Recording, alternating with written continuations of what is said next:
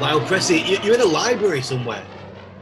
I am, Regan. I'm in Athens, Tennessee, and I have a project here. I'm building a container home on 9 acres, a little bit of a ranch we got going. So signal's not very good there. So is that for yourself? Are you going to be living there? Yeah, I plan on it, actually. I'm going to do my summers up here and base the company out of here. But, I've always traveled. I'm always going to travel. So, I'll be down in Florida and I'll be, getting around as much as I can soon. What's your main business right now, like? So, we've had the goggle business for 30 years. And then years down the road after that, I had a gear store in Sebastian, and I had that for about 20 years. And we left the drop zone, I don't know, maybe 5 years ago or so.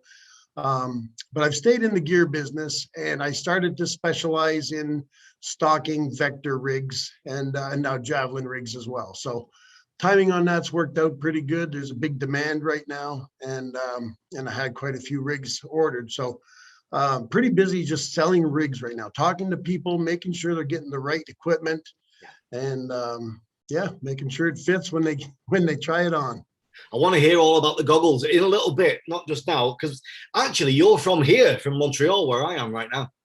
I was born in Montreal, my friend. Yeah, and I lived there till I was 13 years old. And then, believe it or not, we moved 1,000 miles north. Did you? Yeah, my father was working on the James Bay hydroelectric project. And so I found myself in a small town. When I was in the 9th grade, there was 4 kids in my entire grade. Wow. So, well, 1,000 miles north of here, you haven't got much more civilization after that, have you? Yeah, it's up in the off the La Grande River in a little town called Radisson, and it may not even be there anymore. Everybody was just there to build the dams. How was that? How was that for a lifestyle for you? Well, that was different, but they made sure we had everything up there. They had quite the recreation center, and so being a teenager up there wasn't so bad. You were speaking English as well when you were there, yeah? I was, yeah. There was a lot more French people there than English, for sure. So, the 4 students in my grade was the English side, but the French side, they were full capacity. But how long were you there for? So my family stayed there for about 4 years. I was only there for a couple. When I was in 11th grade, they decided, hey, it's too expensive to bring all these teachers up here. We're going to send these 4 kids to private school instead. Wow. The company? Yeah, that was different. Wow. Where was that? So I went to Bishop's College School in Sherbrooke, not too far from where you are there in Montreal. Yeah. Very prestigious Canadian private school. Not sure how I got in there. Wow. I mean, this is mind-blowing. I didn't know. This is why I love these chats. We find out so much. From a private boarding school to being one of us, a skydiver. Yeah, well, I didn't really belong. I was there on a government ticket. The rest of the kids there were from very wealthy families. But there was a couple of us at least together, so it wasn't too strange. Did you find any conflict with the other kids, the ones from the? No, I played on all the sports teams and and got along. I tend to get along with people anyway, so there wasn't any problem. Yeah. So you finished school there? What, to university standard or to? What? So yeah, I left there, and I was playing the game because I could, if I stayed in Quebec after grade 11, I would have had 2 years of pre-college that they do there called Cégep. You may be aware of it since you're there. But I played the game. I moved from Quebec after grade 11 and moved to New Brunswick, and that allowed me to go straight into university. Right. So I think I was 17, I think, when I started, but I turned 18 pretty quick. And then as soon as I was 18, the university had a skydiving club. And that's it. I walked in, found out about it, got the information, went to some other meetings, but I showed up that Saturday at the drop zone, and it was September 18th, 1982. I didn't know much about jumping. And I couldn't imagine that you would go out and jump the same day. So I was going to go check it out. And I arrived without any money. I had lunch with me, and I had somebody drop me off. And I found out, geez, they expected us to pay and jump that same day. Right. So at the end of the day, they got all the other students, put them all through and jumped them all first. And they looked at me and they said, "You promised to come back and pay next week?" And I said, "Hell yeah." And so they put me out. I made my first jump that same day, and I came back the next day and paid. I made more jumps. 82. So obviously static line rounds, little Cessna, was it? Yep, static line rounds, T10, little Cessna, tiny little strip cut out of the woods. So, we accumulated a few tree landings there for sure. Were you aware of it, parachuting, before that course, or did you just see it? And I mean, was it in your mind? Was it something you were aware of? So, I was living near Montreal in Chamonix, in Fabreville area, so not too far from where you are. But I was on weekends, my family would go up and we'd see some cousins near St. Jerome. Right. And there's a skydiving center on the way. Yeah. And so once a month we'd make this trip to visit these cousins, and and I'd be stuck. I'd have my face glued to the window going by this one section of highway, hoping to see the parachutes all the time. And I did go back there and made a jump. I think I had about 25 jumps. And went by there one time and finally jumped at that place. Was it voltige? Was it parachute voltige? So I think so. It may have had a different name at the time because it's been quite a while. Well, near Juliet, around that area. So near St. Jerome. Right. Near St. Jerome. Yeah. And what were you studying at uni? So I tried a couple of things. I started off in computer science and switched to engineering. And I was doing quite well at the beginning, but after I started jumping, I really wasn't paying much attention to school anymore. And then I decided after that first year, I would save my money and I just went into jumping full time. You knew that's where you wanted to be, eh? Yeah, that was it. Yep, that was it. So what did you, how did you move into it then? From there, from being where you were, what was your next step? So I decided I needed to be at least somewhere a little bit busier than, where I was. And, in that little club, although it was run by the greatest people, Eric Bradley and their whole family, and they were really good skydivers. Eric would go to Florida every winter and work with Jerry Bird. So we had good instructors, but just a tiny, tiny place. And after we left, it only, stayed open another year or two. So I moved to Southern Ontario. And took a job there, and it was still a lot of Cessnas, but a better, more choices and drop zones, more people to jump with. I had a lot of friends there, and then a lot closer to the border of the states to get into some bigger drop zones and find some Twin Otter boogies and stuff, northern New York around Buffalo. Yeah. So you were working a regular job then? I was still, but then we bought I hooked up with a couple of buddies there, and we bought a tandem rig, and we started running our own tandems. And I think that was probably about, let's see, I moved there in 85, and I guess I was out by 89. So I was only there for about 4 years, and I moved to Florida. So tandems would have been quite new, eh? So tandems were quite new. They were past the stage where they weren't using the drogue anymore. I did a few like that. Yeah. But it was starting to catch on for sure. Oh, interesting. So then was it down to Florida next for you? So then, what happened, the construction industry came to a sudden halt, as it does sometimes. And I had to do something, and I figured, well, that's as good a time as any. I had some money saved up. Yeah. I moved to Zephyr Hills and bought a trailer and moved right onto the drop zone. And I think I stayed there for, 3 years. Wow. So that was like the late 80s, early 90s. So that's early 90s now. Yeah, 1990, I guess, would have been when I was heading down, 89, 90. And by 1990, I didn't come back. I didn't come back anymore after that to Canada, other than to visit, which I still do. Yeah. But I've really been in Florida ever since, until now, this new Tennessee thing. Yeah. 1990, that's when I actually started jumping. It's incredible stuff. It's all the years, 32 years ago. Yeah, so, it goes by fast, doesn't it, brother? Doesn't it? Yeah. Because you were heavily involved in the early swoop competitions as well. So yeah, but before that, I was on tour doing load organizing, like you do quite a bit, and had a great time doing that. But there was a big need in canopy piloting for some instruction, and it wasn't happening, at that time. It was just starting. Scott Miller was doing some good classes. Yeah. The canopies were being designed fast and furious, and all these new hot canopies were coming at us faster and faster. There wasn't, I think the manufacturers were warned off doing any training by their lawyers.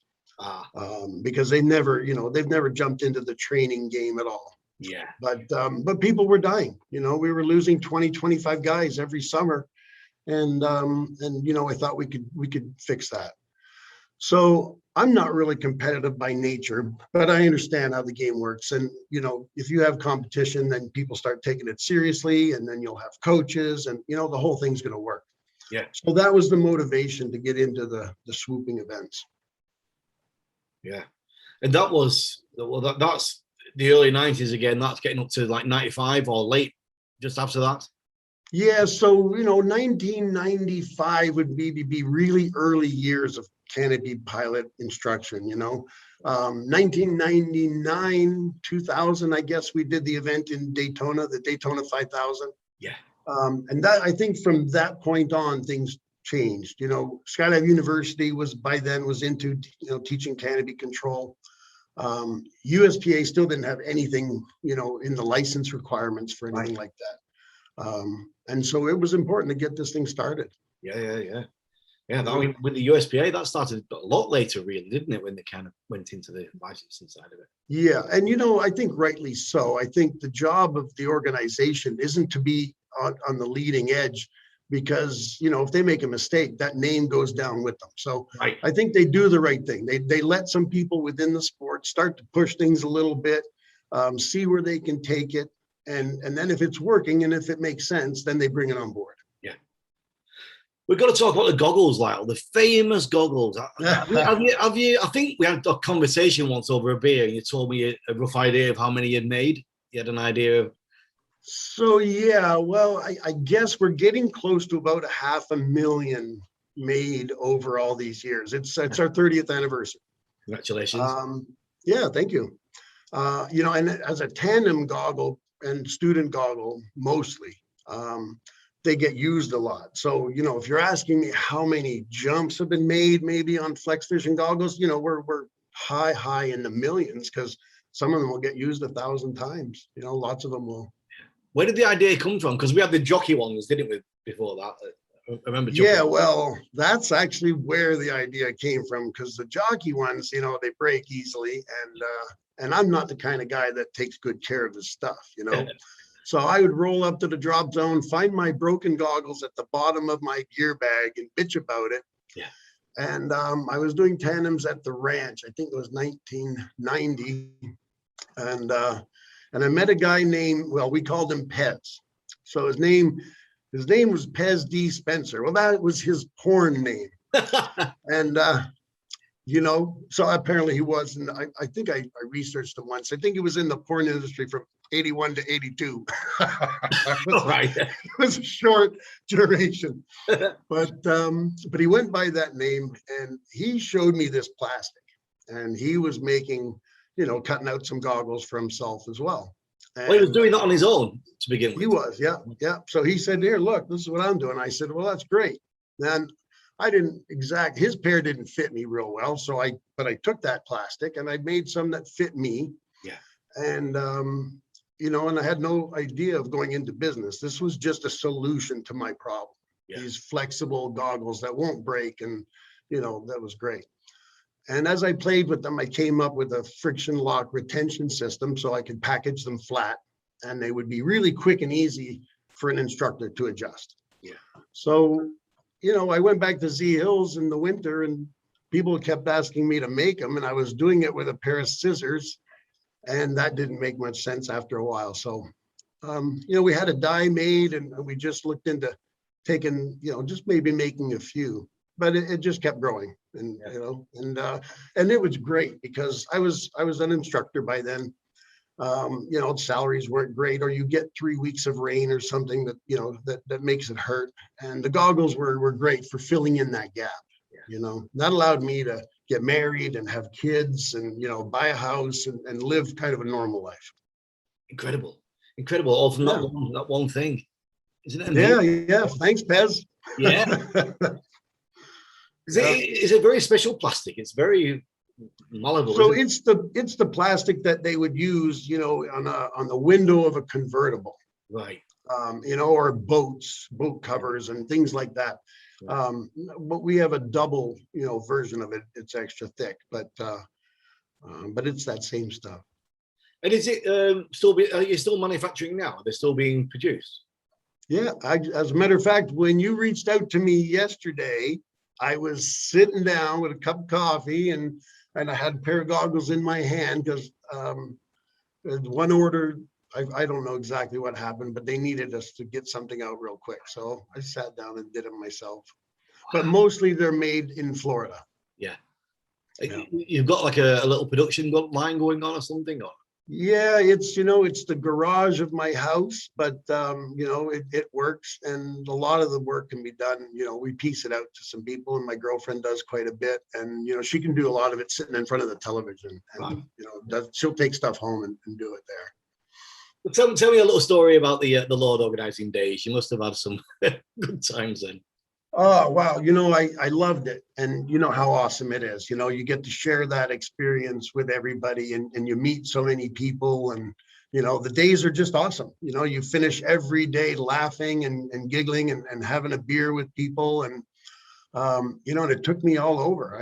I've traveled through Europe and through a good chunk of the US and Canada. And, I'd like to get back at it someday, but man, you really got to commit to that, and the days are long. And I think I go back for like maybe a 4 or 5 day jump, but the days of doing, 8 and 10 jumps and pounding them in like that, for me, that's beyond what I want to do anymore. But wow, what a time.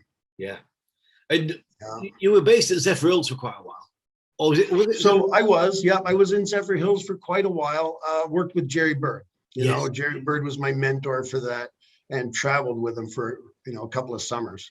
And who better to learn from than the great Jerry Bird. Yeah. And he's a great friend to this day. And then traveling around, we worked with guys like Roger Ponce and a bunch of other great organizers. And I worked with Roger Nelson for a while in Chicago, and so got to work with a lot of great people and learned a little bit from everybody. And putting dives together, man, and getting them to work and getting people, into the right places and trying to get them to do the best that they can possibly do that day. Yeah. It's just very rewarding. And that's the late 90s, early 2000s. That was a heyday for belly works, wasn't it? Well, yeah, that was our time, right? Yeah, that was our time, and not so much anymore. There's so many disciplines now, and they're all awesome. Yeah. But yeah, that was a good time for belly flyers, and I kept it up until about 2005. And 2005, well, probably the last 5 years that I wasn't super active, so probably wasn't very active after 2000, really. You know, but after 2005, I haven't done any at all. In Zephyr Hills, I remember going there my first time. This iconic place that I'd read about in the magazines really was at the center of what was going on in them days. Incredible place, big names. Yeah, it was. Yeah, and being based from there, a lot of the information was coming to the bigger places first, obviously. So we'd have our winters there, and then in the summertime we'd take that information and try and share it. Get it around the world and get it to the smaller drop zones. So everybody could benefit. With the canopy competitions, tell me a bit about the slalom stuff that was going on. You're involved in that, weren't you? So I didn't get to do much of that. No, probably one of my regrets is not having made that downhill slalom event. Right. I forget what they called it now. Was it your idea originally? Was it to go down there? No. That was what was his name? I think BJ had something to do with some of that, but there was an Australian guy, and his name escapes me right now, and he was Reggie. And Reggie was making those air blades.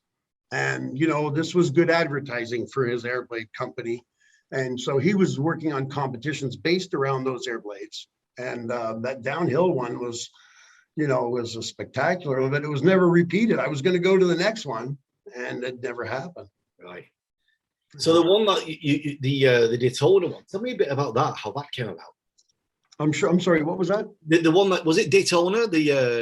So, okay, yeah, Daytona. So Daytona 5,000, we called it, because we had $5,000 worth of prize money. Right. And, but the events weren't defined yet. And speed, distance, and accuracy are great for, being able to measure things and have a champion of everything. But, from our freestyle days, there's stuff that could be more exciting to watch. Right. And, as freestyle is, but we hadn't had it all figured out. It was early days, and we were trying all kinds of things. We had balls that you had to kick, and that were worth different amounts of points, and you could choose your path and try to get the most. And we created things. I think we had pool noodles wrapped around a spring that was bolted to a 4x4 that was planted in the ground. Yeah. So you could kick the pool noodles and they would come back up for the next guy. Right. And we had, the points associated with that. We had high jump competitions, which, on the beach was all right because of the soft sand. So what's that, going as high as they could on approach? Or? Yeah, well, actually, it was a high jump accuracy is how I had designed it. And I wanted people to be climbing at the end of their swoop. I wanted them to time it right, come across through the course, and then do a high jump, but land just on the other side where the target was. Yeah. I think maybe the first time we ran that, the closest person to the target was over 100 feet. Wow. Because they came screaming through that course. They did that high jump, but with no intention of stopping. And so that particular one didn't last. We changed it and subbed in something else. What were the canopies then? Would it be was it just the PD canopies then, like the 170s and things, or what were they using? Well, Sabres came out, I would think Sabres came out around 85 or something. So by then we were into Sabre 2s. I think we're maybe out. Stilettos were out. And I think maybe most people were probably still on a stiletto. There were no velocities or anything like that yet. Yeah. A couple of these canopy companies weren't around either, back then. Yeah. But, it's incredible. For a long time, from round parachutes into the first squares, for a long time, I was first in line to get every new design, that was possible. If there was a new one coming out, I had to get it right away. But I would say that probably ended for me with the velocity. And when the Valkyrie came out, I still got it, but I wasn't first in line. And now they have canopies that go beyond all that. So it's crazy, but I love it. Which was a canopy that you tried for the first time, which really changed your idea of what you could do? Okay, so I know what canopy it was. Now I just have to remember the name of it. Yeah. It was a 190. It was an F111 canopy. It was a 190. I forget the name of it. Maybe it'll come to me. But, I've always been a pretty big guy. And, the early days of skydiving, the landings were a little bit tougher. But this was the first time a parachute actually stopped before hitting the ground. And this one even went up a little bit. Right. And I lost my mind. I couldn't believe it. And, then the Sabres came out soon after that, and the zero porosity fabric, and everything just exploded. Everything exploded after that. I think my first square was a 7-cell. I think Firelight, was it? Do you remember those? Oh, yeah, I remember. Yeah. That was my first one. Yeah. Yeah. Wow. I don't think it would have carried my weight. So you're still jumping now? So I am. I'm not as active as I wanted to be. I'd say, every decade for me seemed to get better and better until my 50s. And then, it's been 50s have been maintenance, getting shoulders reconstructed. And then I did break my leg on a base jump. And then I figured out I was starting to get hurt because I couldn't see. Right. And I went to see an eye doctor, and I was too far gone for mostly the LASIK surgeries and stuff like that. I'd waited too long, I guess. But they said I was a candidate to have my lenses removed and replaced with synthetic ones. Wow. And so I had that procedure January 9th. And, I don't wear glasses anymore. I'm still adjusting a little bit, but mostly they've locked in. But man, I can see again. So I'm hoping, to get back in the air and not hurt myself this time. Well, I didn't even know that was possible. That sounds pretty scary. I think. How did you feel about that? Was it? Well, I didn't have much to lose, Regan. I was wearing those reader glasses you buy in the pharmacy, and I was at the very last ones, and they weren't working anymore. I couldn't see. So, it may be risky, but I read up on it. Actually, it's not that risky at all. I guess it's similar to cataract surgery. Okay. And yeah, that's it. They take the lenses off and give you a new set. Now, these ones do not change. So I'm going to have 20/20 vision for the rest of my life, pretty much. Wow. My left eye sees distance and my right eye's for reading. If I'm doing one of these, I'm trying to maybe read something small. But because they work better alone if you need to. Yeah.